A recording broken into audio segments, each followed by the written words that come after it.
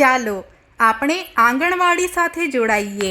નમસ્તે, અમને જણાવતા આનંદ થાય છે કે તમારા બાળકો હવે આંગણવાડીમાં જઈ રહ્યા છે। હવે એ જોવું જરૂરી છે કે તમારું બાળક આંગણવાડીમાં રડ્યા વગર બાકીના બાળકો સાથે રમતા રમતા પોતાનો સમય વિતાવે। આ સાથે માતા પિતા તરીકે આપણે એ પણ જોવું પડશે કે શું આંગણવાડી કાર્યકર્તાને બાળકો સાથે પ્રવૃત્તિઓ કરતી વખતે મદદની જરૂર છે કે કેમ। ચાલો બાળકો વિશે કેટલીક બાબતોને ધ્યાનથી સમજીએ, જેના કારણે આંગણવાડી કાર્યકર્તાને મદદ મળશે। બાળકોને તમારા બાળપણના આંગણવાડીના અનુભવો જરૂરથી જણાવો। આવું કરવાથી બાળકોના મનમાંથી આંગણવાડીનો ડર દૂર થશે અને તેમને આંગણવાડીમાં જવાનું મન થશે।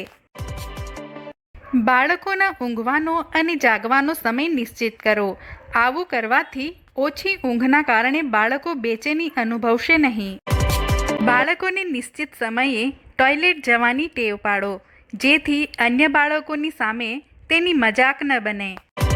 બાળકોને પોતાની સ્વચ્છતા વિશે માહિતી આપો અને સારી ટેવો વિશે જણાવો, જેમ કે દરરોજ દાંત સાફ કરવા, સ્નાન કરવું, સ્વચ્છ કપડાં પહેરવા, જમતા પહેલાં અને પછી હાથ સાફ કરવા વગેરે।